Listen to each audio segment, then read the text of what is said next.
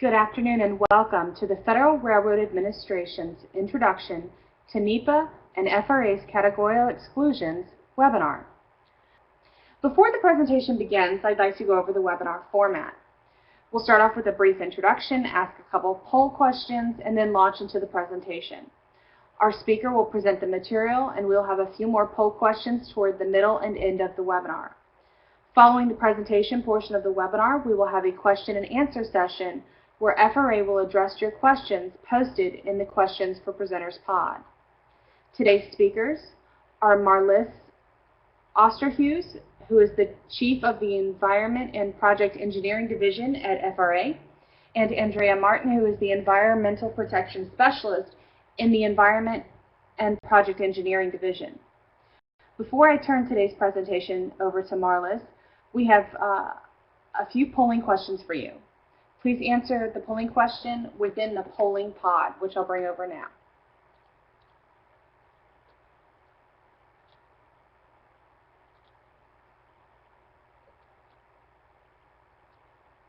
So our first question states, what type of organization do you represent? A, state, B, interstate compact, C, public agency or publicly chartered authority, D, local government, E, transit agency, F, metropolitan planning organization, G, industry association, H, railroad company, I, consultant, J, other. And we'll give just a few more seconds.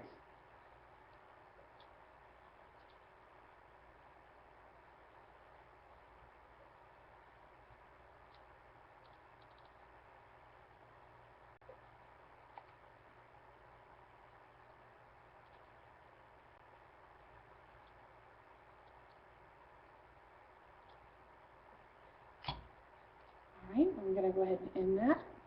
Thank you so much. It looks like we've got about 41% of today's attendees are consultant, 5% are other, 25% are state government, 9% are transit agency, and 9% are railroad company. All right, we have another poll question. This one is, have you participated in previous FRA webinars? A, yes, I've participated in a live webinar. B, yes, I've watched a recorded FRA webinar online. C, no, I have not participated or previously attended or watched any FRAs webinars. And we'll give that just a few seconds more.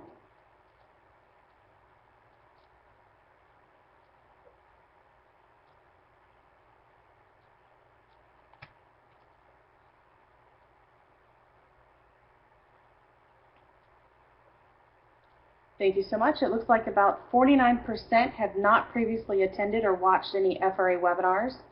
44 have participated in a live webinar, and 6 have watched a recorded FRA webinar online. And our last polling question, are you familiar with the National Environmental Policy Act, NEPA? A, yes, B, no.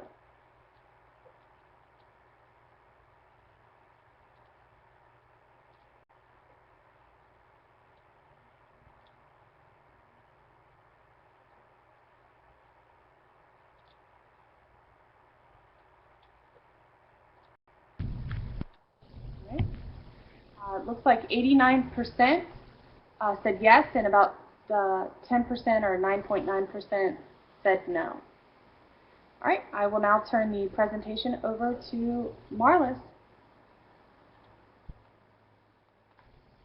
Thank you, Mary. Good afternoon. My name is Marlis Osterhues. Thank you for joining us today for this important webinar. It is great to see from the polls that our participation in today's webinar has a wide range of experience with NEPA and represents a whole range of different agencies and perspectives in how you're working on NEPA projects. The purpose of today's webinar is to provide a high-level overview of the NEPA process and provide practical strategies to help you navigate FRA's project development and environmental review process. For participants that have worked with us before, today may be a bit of a refresher of our procedures and expectations. We have geared much of our presentation towards new and potential future grantees that do not have extensive experience working with NEPA. We will start our presentation today with the basics of the NEPA process.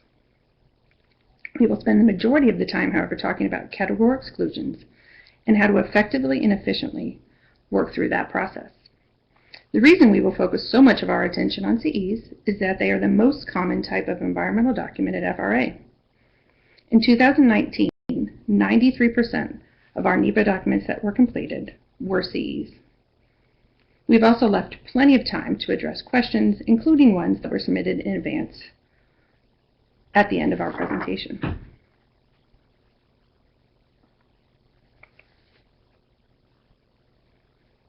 I can turn it to Andrea Martin to introduce herself.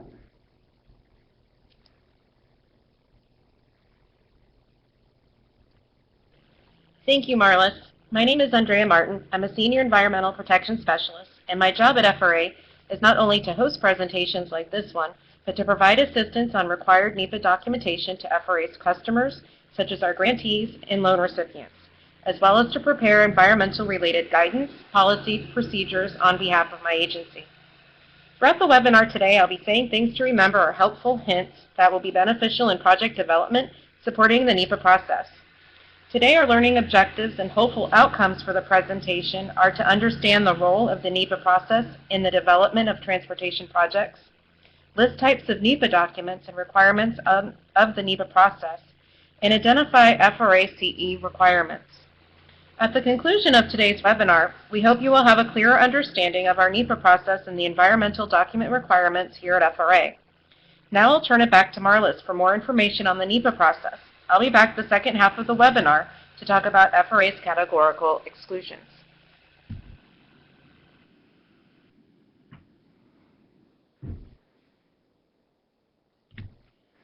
Thank you, Andrea. So it's important for us to start with an overview of the National Environmental Policy Act, or NEPA, that drives the processes we're focusing on today.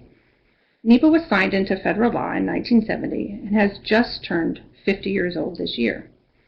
It is one of the foundational laws in consideration and protection of the natural and human environment. So what does NEPA do? NEPA established a national environmental policy and provided a framework for environmental planning and decision-making for federal agencies. It is a procedural statute, which means that a specific outcome is not dictated. Rather, agencies must follow a process to evaluate and consider the potential impacts on the environment of their proposed actions. It's important to note NEPA applies to all federal agencies, including FRA. NEPA requires agencies to work through a number of steps to assess potential social, economic, and environmental impacts before construction of a project can begin. In today's webinar, you will hear us talking about NEPA in several different ways. NEPA, the law itself. We will also talk about the NEPA process, or the established steps or process that we follow to comply with the law. You may also hear us refer to NEPA documents, or the documentation we compile to demonstrate compliance. So again, today, you may hear about NEPA, NEPA processes, and NEPA documentation or NEPA documents.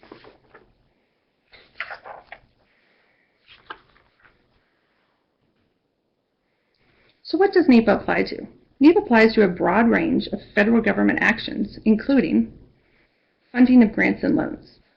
This is the most common trigger of NEPA for FRA projects and will really be the focus of our discussion here in the webinar today. It is important to note also that the issue of federal permits, licenses, approvals is also another common example of what is triggered by NEPA. Regardless of federal funding, NEPA may be required of projects if certain federal permits, such as Army Corps of Engineers 404 permits or Coast Guard bird permits, are required. NEPA is also required administering federal regulations. For example, FRA has completed NEPA for regulations on train horn noise and also for rules of particular applicability for new technologies. Federal land management decisions also require review under NEPA. NEPA reviews can be required for other federal undertakings that may result in the potential for significant environmental impacts. Examples like that can include acquisition or disposition of properties. Next, when we talk about the NEPA process, we are generally referring to more than just the single actual NEPA statute. NEPA is typically referred to as an umbrella because it encourages or enables agencies to incorporate other environmental and historic preservation requirements into one analysis for a streamlined decision-making process. Federal agencies typically use the NEPA process to consider and address dozens of statutes, regulations, executive orders, and requirements. As shown here, there is a wide range of other statutes, regulations, and executive orders that may apply to transportation development projects. These include the Endangered Species Act, the Clean Air Act, environmental justice executive orders. But I'd like to note, in particular, Section 106 of the National Historic Preservation Act and Section 4F of the U.S. DOT Act are very common laws that we must address when funding railroad projects, especially given the age and history surrounding some or much of the nation's railroad system. We will focus on some of these other laws when we are talking about how to complete our CE documentation later in the presentation. When we talk about the NEPA process, we are really breaking these into three types or groups of NEPA process options that federal agencies use. The class of action or process option is driven by the anticipated level of significant environmental effects. I'll first talk about categorical exclusions. These are the types of actions or categories of actions that we know will not have significant environmental impacts. Cs are typically the actions that have been determined to have no significant impacts and do not require an environmental assessment or an environmental impact statement. Andrea will talk at great length about CEs during the second half of the webinar. Second, there are environmental assessments or EAs. Environmental assessments apply when decision makers are uncertain whether their project will create significant environmental impacts that cannot be avoided, minimized, or mitigated. EAs are used to determine if an EIS is necessary. If we find that there are no significant impacts identified, then FRA will document that in a finding of no significant impact, or FONSI. A public comment period is typically required for EAs. When you work with FRA to prepare the environmental assessment, FRA will make sure that the NEPA documentation includes a description of potential environmental impacts to NEPA and whether any of those would constitute significant environmental effects. If the project would not create significant environmental effects, then we will again issue a FONSI. If implementing or building the project would create significant environmental impacts, or if an EA does not properly document anticipated impacts, then we will move on to prepare an environmental impact statement.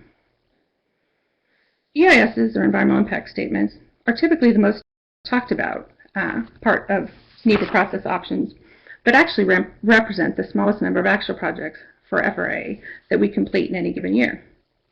EISs are required for projects with significant environmental impacts. FRA must work with the project sponsors to prepare an EIS if the project proposes a federal action significantly affecting the quality of the human environment. For example, if your project is proposing to build a new passenger rail corridor or a new station. EISs typically involve and have the most extensive, in-depth reviews, and public involvement is a component of the process throughout. At the conclusion of an EIS process, a record of decision, or ROD, is where FRA documents our decision or selection of a project alternative. The ROD then enables project sponsors to move forward with design, land acquisition, or construction based on funding.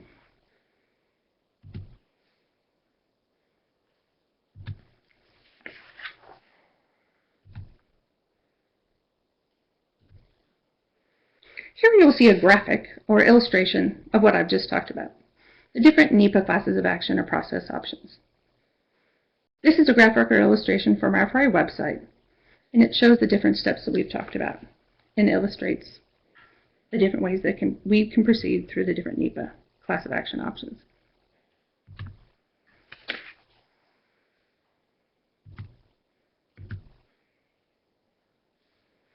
Now I will highlight our environmental procedures and regulations. FRA has environmental regulations and procedures. We're excited to announce that in 2018, FRA joined sister agencies, FTA, or the Federal Transit Administration, and FHWA, the Federal Highway Administration's environmental procedures, which created a consistent and more streamlined review amongst the major surface transportation modes, FRA, FHWA, and FTA. This allows FRA to follow the same environmental procedures. The rulemaking adds references to FRA spells out our specific environmental procedures, and what we'll focus on contains specific categories of actions that FRA is determined to be that to not have significant environmental effects and to not require an ES or an EA.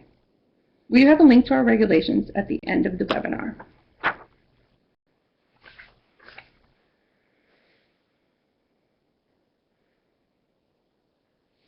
I wanted to highlight a couple of key things to know for any project development, not just for Cs, but which is what we're going to move to focus on shortly. The NEPA process is a critical step in the real capital project development process. Throughout environmental review, we will weigh the environmental impacts of project alternatives, coordinate public involvement, and improve planning and design. By conducting a thorough NEPA process, decision makers are afforded better opportunities to make good decisions in real investments. So we're going to focus a little bit knowing and understanding what the project purpose and need is. The purpose is the problem, and the need is how the proposed project solves or fixes identified problem. It's important to understand the project function. Keep FRA informed. Is there more than one improvement or alignment needed? If so, work with us and let us know. Also remember, if your project changes, the environmental analysis may change through the process. Key in understand the project is knowing the project location. Is your project in a floodplain or a historic district? We will highlight here today and have provided tools for our project sponsors to use on FRA's website that will assist in determining what resource areas are located within the project footprint or study area. And important also to note is the project within railroad rights-of-way. If your project routine is located within the railroad right-of-way, it may be exempt from the Section 106 process through the use of FRA's program comment. We'll highlight that again later. For the next part of today's webinar, I'm going to turn it over to Andrea to go through our categorical exclusions.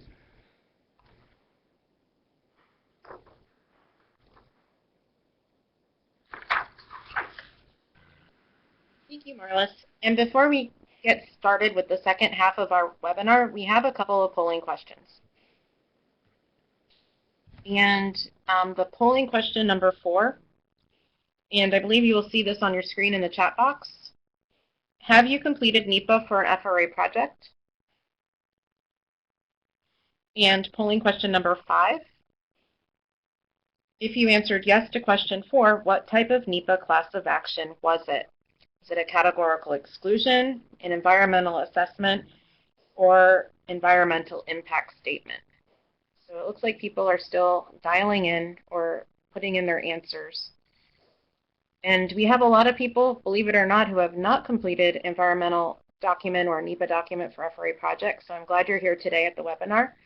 And it looks like about 46 or 60% of you who did answer completed environmental or categorical exclusion and environmental assessment.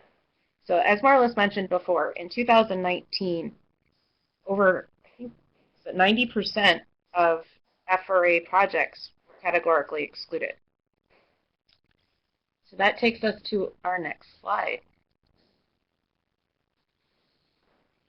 Where should I begin if I have a proposed project or funded project at FRA?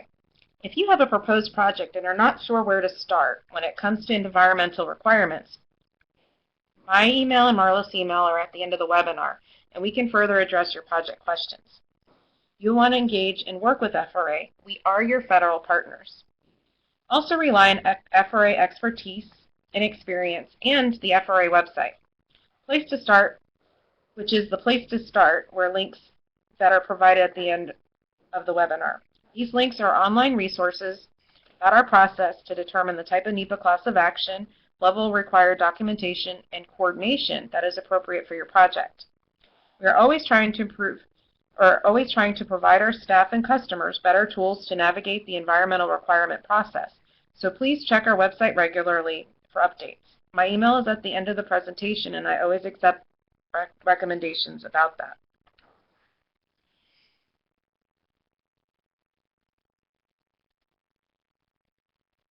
This slide is about NEPA at FRA. Is my proposed project a CE? As I mentioned in the last slide, ask questions. Does your project fit within one of the 22 categories of actions or activities found at 23 CFR 771 Part 116? If your project doesn't fit within the CEs found at Part 116, take a look at CEs found at our sister agencies. All of the CEs are listed together in our shared regulations. FHWA CEs are found at 771 Part 115, and FTA CEs are found at 771 Part 118. Remember that CEs are types of actions or activities that have been determined to have no significant environmental impacts and do not require an environmental assessment or environmental impact statement. There are times when FRA knows at the outset that the project will have no significant environmental impacts. This happens when the project falls into one or more categories. These CEs are our categories that our FRA has previously found to have no significant individual or cumulative effects on the environment. CEs are types of projects that have no or limited ground disturbance or are being constructed in an already developed area. Our next slide will go through the examples of FRA CEs. Another consideration is if there are unusual circumstances that will kick your project out of consideration for a CE. These types of circumstances might be if it's a controversial project or those with significant environmental impacts. FRA projects may also use categorical exclusions specific to sister agencies, FTA or FHWA, or FRA may adopt CE approved by one of those agencies. We've done this quite often in the past, mostly for PTC projects, or positive train control projects. As Marlis discussed earlier, FRA joined sister agencies, FTA and FHWA, environmental procedures in 2018, creating consistency in a more streamlined review amongst these agencies.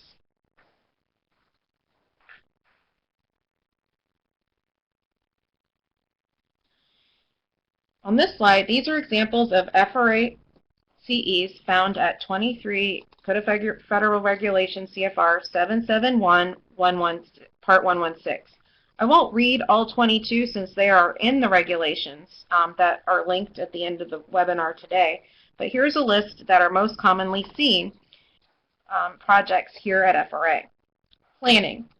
These are projects or design activities that do not commit to a particular course of action affecting the environment. Types of investigations to provide information for preliminary design or for environmental analysis and permitting purposes. Positive train control, which also includes the installation, repair, and replacement of equipment and small structures designed to promote transportation safety, security, accessibility, communication, or operational efficiency that take place predominantly within the existing right-of-way. Also, track and tie ballast replacement. Minor rail line additions or maintenance when carried out predominantly within the existing right-of-way. And that should be, anytime you have a project within that existing right-of-way, you need to back check to see if it might be exempt under the Section 106 program comment. And that work could be stabilizing embankments, installing or reinstalling track, regrading, replacing rail, ties, slab, and ballast, installing, maintaining, or restoring drainage ditches, cleaning the ballast, or constructing, improving interlockings, and the installation or maintenance of ancillary equipment. Property acquisition or retrofitting railroad equipment. We recently approved a categorical exclusion where a railroad acquired boxcars to become track geometry cars, and they were retrofitted. Bridge rehabilitation or reconstruction, also including the rehabilitation or maintenance of rail elements of docks and piers and culverts, or grade separation projects that are predominantly within the existing right-of-way. Since the FAST Act, Section 4F for railroad on bridges has been exempt, but that doesn't mean it's not exempt from evaluation under Section 106, the National Historic Preservation Act. The last one up here for emergency repairs. Emergency repairs and research are also typically categorically excluded. Well, now that we talk about the CEs, how do we prepare documentation for categorical exclusion at FRA? Well, the first thing you want to do is get to know FRA's CE worksheet, which will include a project purpose and need. In a simple way that I remember the purpose and need is the purpose is what the problem is that your project will fix. The need is how you fix that problem. For example, the purpose of a project will enhance traffic flow by installing rail sidings. Also include a brief project description and study area map showing the project footprint. The project footprint should identify types of land use, buildings, water bodies, and other relevant features of those parcels where the project is. Please come to FRA with a general idea of what your project does and where your project is. The CE will also include a brief summary of resources specific to your study area and the potential project impacts to those resources. You can find more information on this in the FRA CE Guidebook, which is also on our website. The CE may include commitments to project design and other measures to minimize or eliminate impacts if known. Also include attachments or incorporation by reference where possible, any technical memos or reports which support the document. If your project has past environmental studies, please let us know. Many times FRA will review our sister agency's NEPA document and can adopt it for our own project. The next slide shows part of our categorical exclusion worksheet. For those attending today who have not seen what the CE questions look like, here is an example taken from page 5 of our CE worksheet. We look at this question D in the section of the CE worksheet. The question asks if there are any publicly owned parks, wildlife, and wild waterfowl refuge or recreational areas of national, state, or local significance within or directly adjacent to the project area. If no, include a short statement describes the efforts to identify parks and recreational facilities within the project area. If yes, include a detailed description of the property, include a map or drawing, describe the recreational uses of the property, any unique characteristics of the property, and any consultation with the entity with legal jurisdiction over the property and potential impact to the property.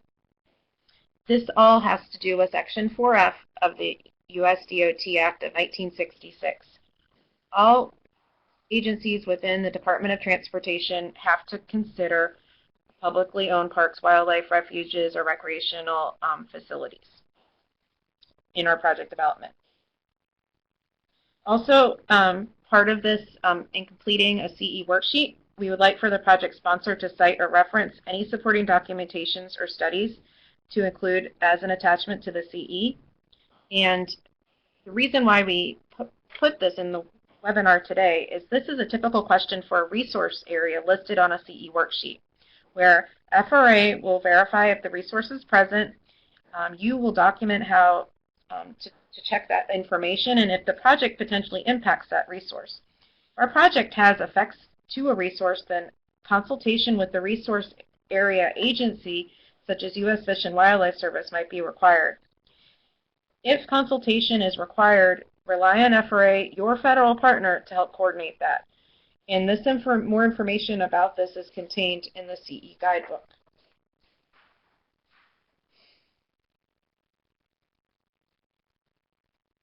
As I mentioned earlier, we try to continuously update FRA's environmental portion of the public website with tools that we hope you find valuable.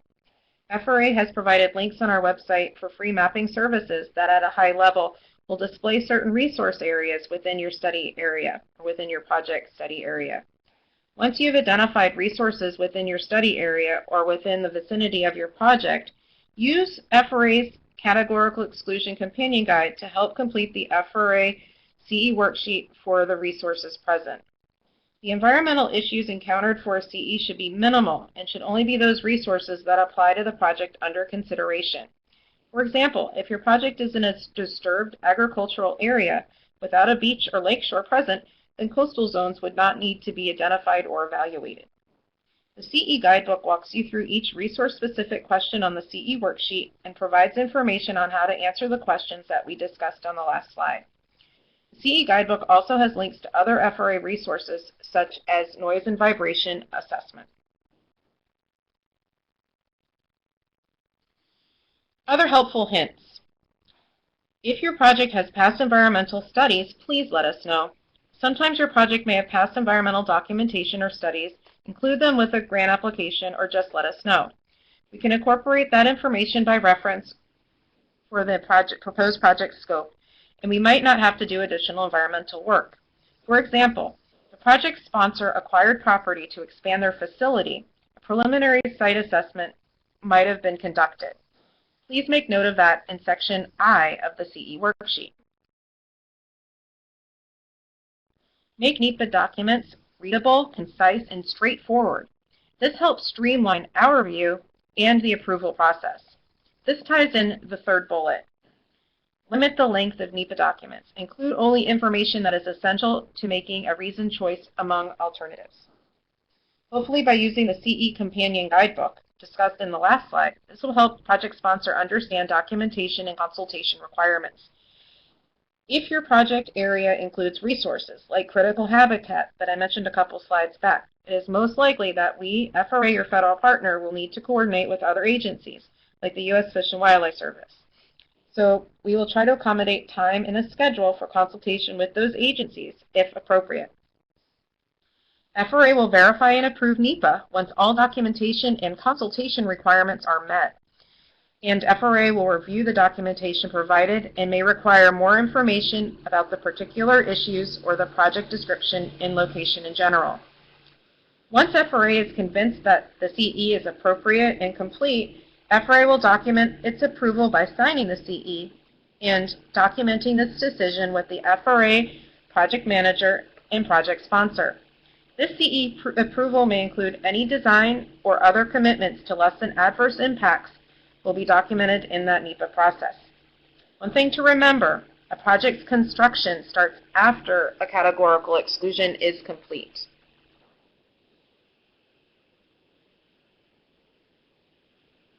Where can I find more information?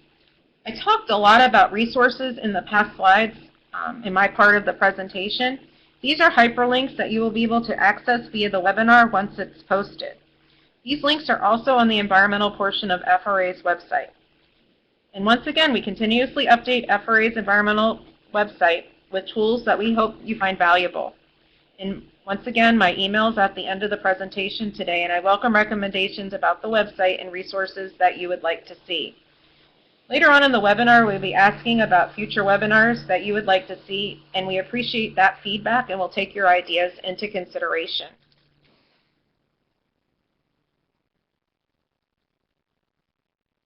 And in summary, the NEPA process, including the NEPA laws and documents, are all an important part of developing rail projects. Through environmental review, project sponsors can weigh the potential impacts of project alternatives, coordinate public involvement, and improve planning and design. By conducting a thorough NEPA process, decision makers at FRA are afforded better information to make rail investments. Today we talked about three main types of NEPA documents at FRA and project sponsors can complete prior to project implementation. And CEs are the most common NEPA documents at FRA with certain requirements for completion. It's my hope that you have additional tools to navigate that CE process. And thank you for joining us today. We appreciate the time you took in your day to learn about NEPA and FRA requirements and my personal helpful hints and recommendations for NEPA and project development. Please do not hesitate to contact me if you need additional information. Thank you all for joining us today for the Introduction to NEPA and FRA's Categorical Exclusions webinar.